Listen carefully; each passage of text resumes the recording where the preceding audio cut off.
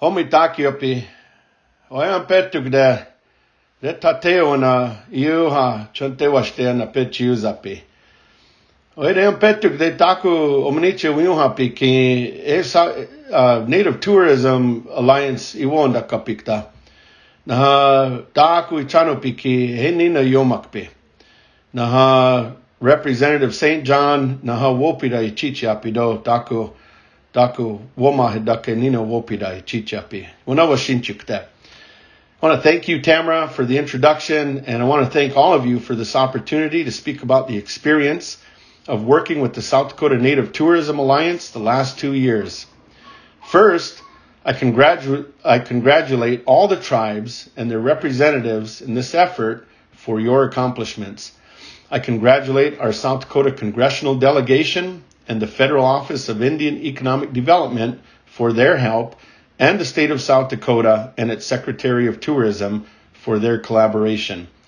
And also for individual and groups who assisted and cooperated and collaborated. I thank George Washington University International Institute of Tourism Studies for its role as a neutral bridge and trust builder. I attended most of the meetings of the tribes that created the South Dakota Tribal Tourism Alliance, and I have observed the assessment and planning processes at every step. I was glad to participate, and I am proud of how far you have come.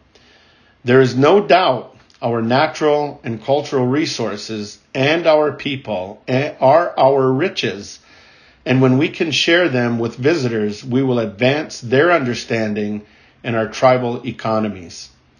The development plan and strategies are sound and achievable if we all continue to work together to problem solve and stay on the path you have envisioned, proceeding with unity, woksape, and trust, and sharing the work. Our success will surely follow. I'm glad to be on that path with you.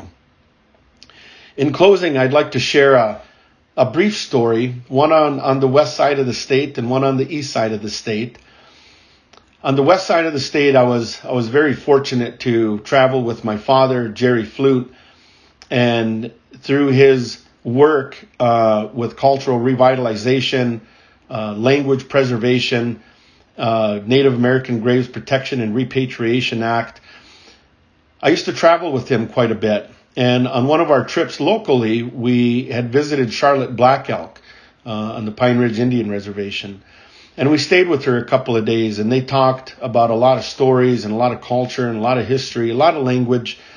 And one of the stories Charlotte had shared was why the Black Hills are so important to our people. And she had taken a satellite image of the Black Hills, and she also had a drawing of the human heart that was placed as a transparency over the satellite image of the hills. And it was a pretty close matchup of the heart. And she had said what she had heard from her early teachings is that the Black Hills is the heart of Mother Earth. And it's one of the reasons why we value it the way we do. The other story I want to share that ties in with tourism and with the many stories that can be shared with those that are wanting to have that visitor experience is one of the Chicha Hollow and the Maya San areas up in our part of South Dakota, up in the northeast part. When visitors were traveling through, there were sounds that they would hear. There were, up in the Maya San area, there were lights that they would see sometimes. And there's a lot of different stories of why these places are called what they are called in our Dakota names. And so I just wanted to share that little bit with you. And there's a very longer story that needs to be shared, but that needs to be left for our tourism departments and those alliances that have been created so that we can expand what we have to offer as far as tourism goes. With that, again, I want to say thank you, congratulate everybody, and I look forward to continuing to see the good work. And if there's anything I can do to contribute, I'm always here to help. Hinana pek te do. Thank you.